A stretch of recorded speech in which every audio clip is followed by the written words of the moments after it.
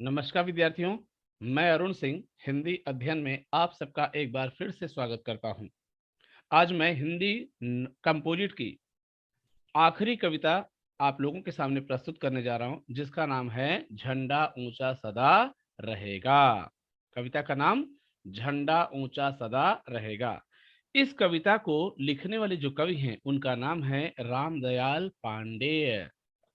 कवि रामदयाल पांडे जी ने इस कविता में अपने झंडे का, भारत देश का जो तिरंगा झंडा है, उसको अलग अलग रूपों में बखान किया है, अलग अलग रूपों में उसका गुणगान किया है। उसी से संबंधित ये कविता है। और दूसरी चीज, देश का जो झंडा होता है वो देश के आन बान शान के प्रतीक होते हैं। हमारे देश के तिरंगे झंडे को पिंगली वेंकैया नामक व्यक्ति ने डिजाइन किया था।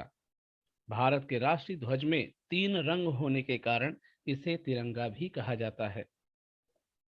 और तिरंगा झंडा स्वतंत्रता मिलने से कुछ दिन पहले यानी 22 जुलाई 1947 को झंडे को मान्यता मिली।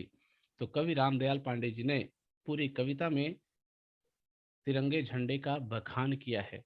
कैसे किया है वो हम कविता के माध्यम से पढ़ेंगे और समझेंगे। आप लोगों से मेरा अनुरोध है, वीडियो को बिना स्किप किए वीडियो को अंत तक देखें।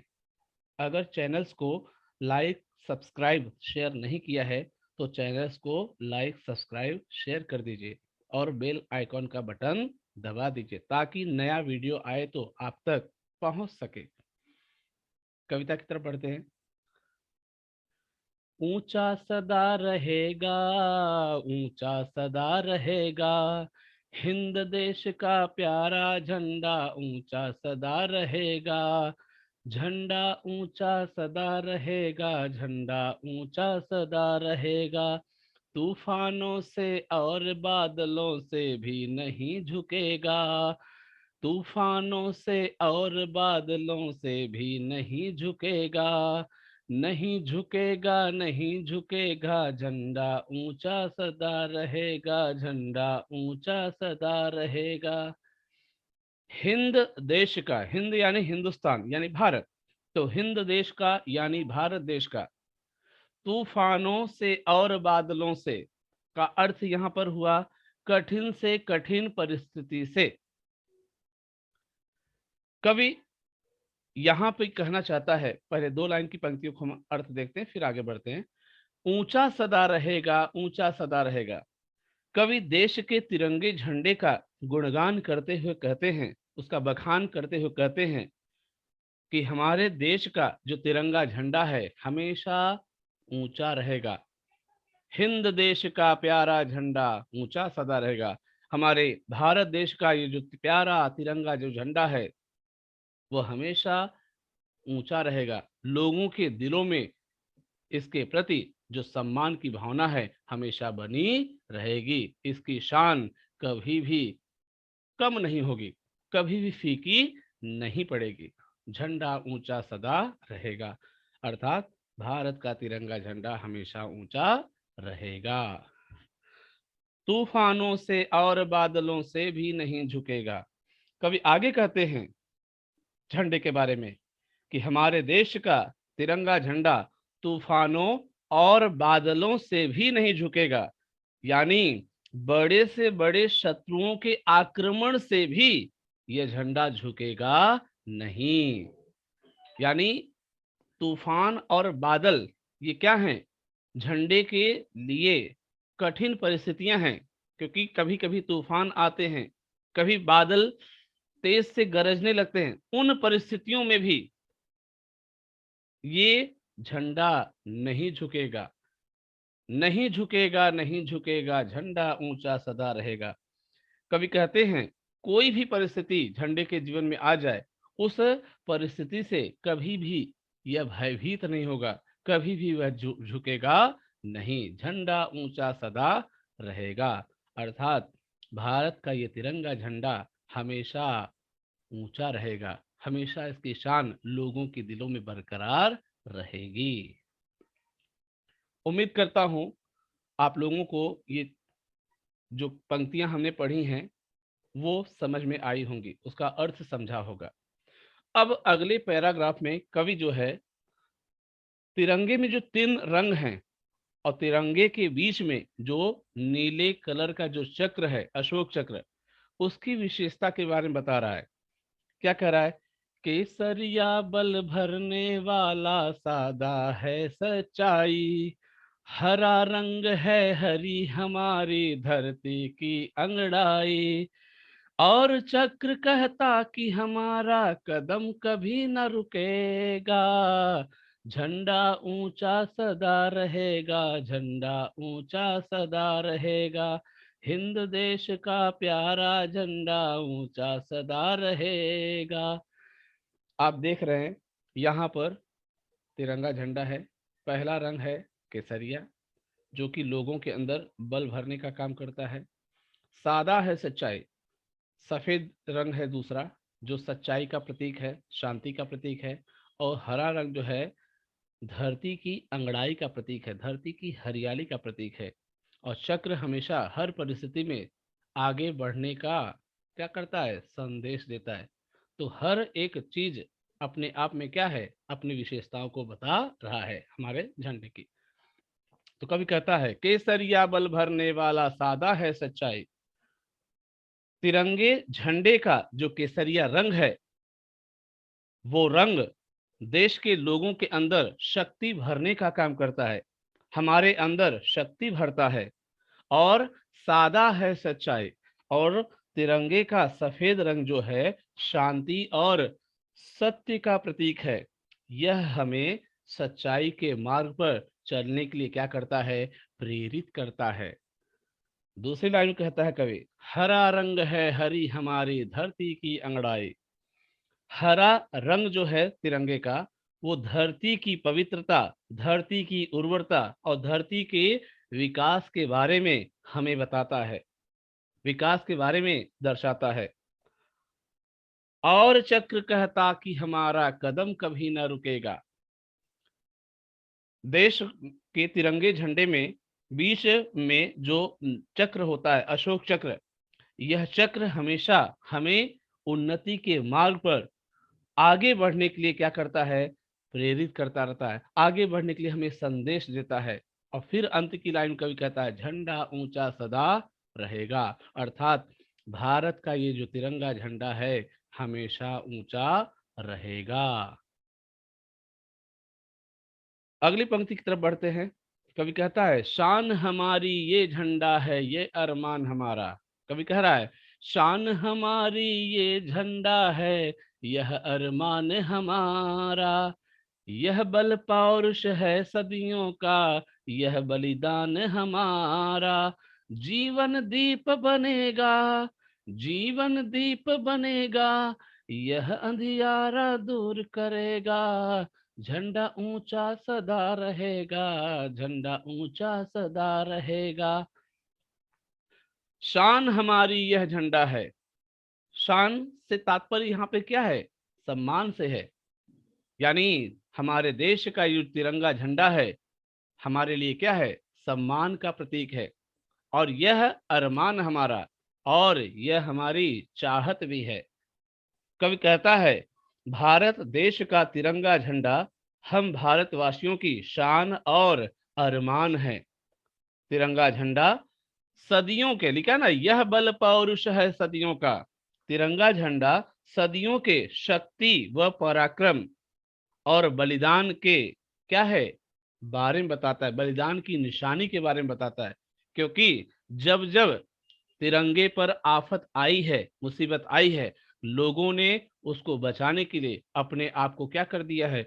बलिदान कर दिया है, कुर्बान कर दिया है, झंडे के नाम पर अपने प्राणों की आहुति दे दिया है। अगली पंक्ति में कवि कहता है जीवन दीप बनेगा यह अंधियारा दूर करेगा।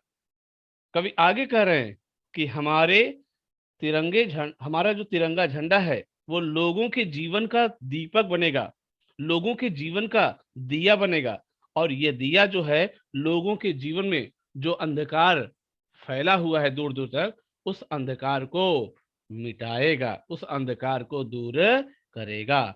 यानी कवि कहना चाहता है की कठिनाइयों और बुराइयों को ये क्या करेगा, दूर करेगा। अर्थात कवि फिर से अंत की लाइन कह रहा है कि झंडा ऊंचा सदा रहेगा।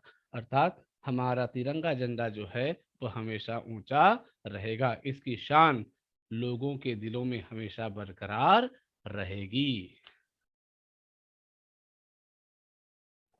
आसमान में लहराए ये बादल में लहराए, कवि कह रहा है आसमान में लहराए ये बादल में लहराए, जहां जहां जाए ये झंडा ये बात संदेश संवाद सुनाए, है आज हिंद ये दुनिया को आजाद करेगा, झंडा ऊंचा सदा रहेगा, झंडा ऊंचा सदा रहेगा।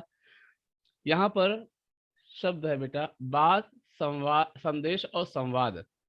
यहाँ पर इसका अर्थ दिया है लोगों को सत्य, अहिंसा और भाईचारे का संदेश दे। कौन? हमारा ये तिरंगा झंडा। यानी जिस जिस देश में जाए वहां के लोगों को सत्य, अहिंसा और भाईचारे का पाठ पढ़ाए। कवि कह रहा है आसमान में लहराए ये बादल में लहराए। कवि कह रहे हैं आगे कि तिरंगा झंडा आसमान और बादल में हमेशा लहराता रहेगा।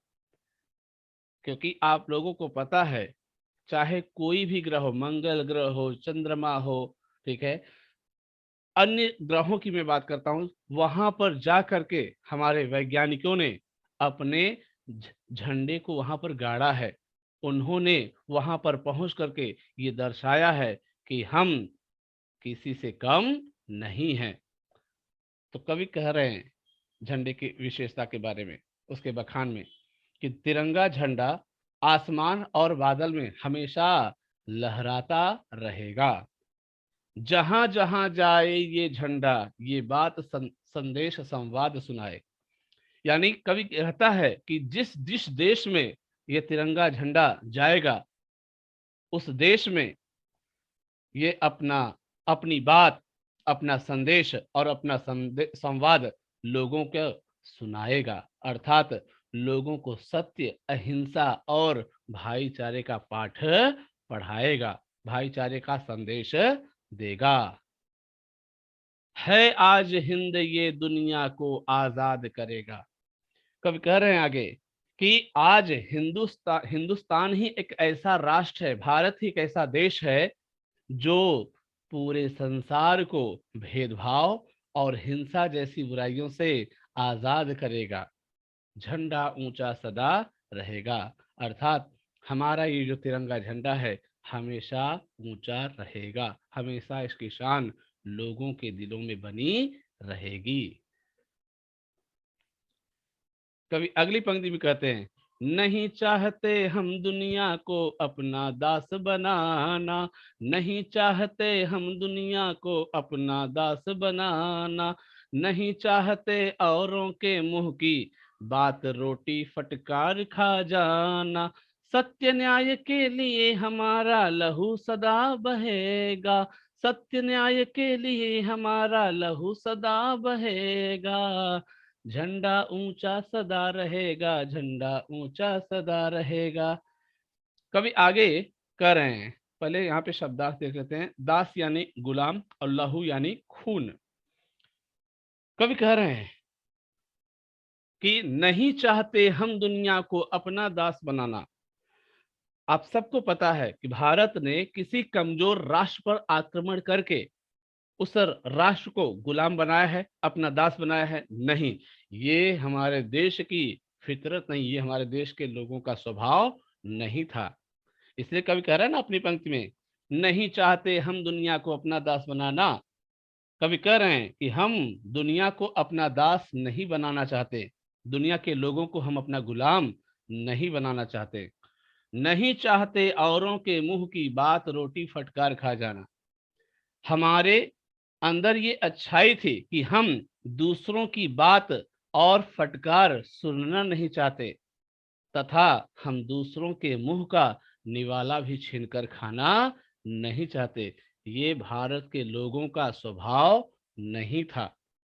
अगर कोई खा रहा है तो क्या हम उसकी रोटी छीन सकते हैं? नहीं, ऐसा भारतीय लोगों का स्वभाव नहीं था, उनकी फितरत नहीं थी। सत्य न्याय के लिए हमारा लहू सदा बहेगा। कवि कहते हैं, जहां पर सत्य की बात आती है, न्याय की बात आएगी, वहां पर हम भारत के लोगों का हमेशा खून बहेगा। जहां पर सत्य की चर्चा होगी, न्याय की बात होगी, वहां पर हम सबका खून हमेशा बहेगा। झंडा ऊंचा सदा रहेगा। फिर से कवि अपनी आखिरी की पंक्ति में कहता है कि हमारे देश का जो तिरंगा झंडा है हमेशा ऊंचा रहेगा, इसकी शान हमेशा लोगों के दिलों में बनी रहेगी, लोग हमेशा इसका सम्मान करते रहेंगे। कवि अगली पंक्ति में कहता है, हम कितने सुख सपने लेकर इसको ठहराते फहराते लहराते हैं, इस झंडे पर मर मिटने की कसम सभी खाते हैं। हिंद देश का है ये झंडा, हिंद देश का है ये झंडा, घर घर में लहराएगा। झंडा ऊंचा सदा रहेगा, झंडा ऊंचा सदा रहेगा।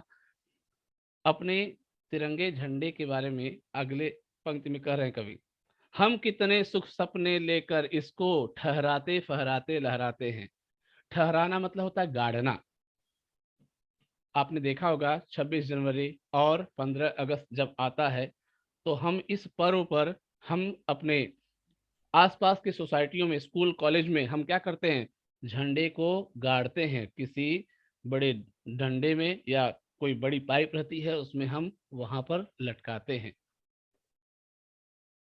हम झंडा वंदन करते हैं। तो कवि कहता है कि हम कितने सुख सपने लेकर इसको ठहराते फहराते लहराते हैं। हम कितने सुख तथा सपने लेकर इस झंडे को गाड़ते हैं, फहराते हैं, लहराते हैं। इस झंडे पर मर मिटने की कसम सभी खाते हैं।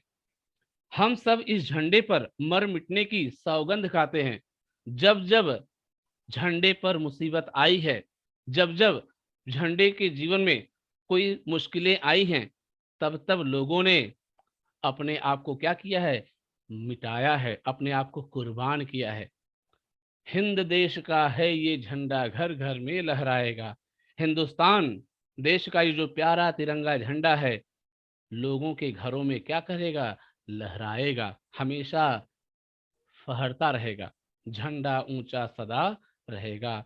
हिंदुस्तान का ये जो तिरंगा झंडा है, ये जो तिरंगा झंडा है हमेशा लोगों के दिलों में लहराता रहेगा, हमेशा उसकी शान लोगों के दिलों में बनी रहेगी।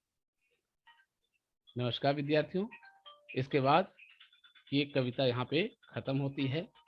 सभी लोगों को धन्यवाद।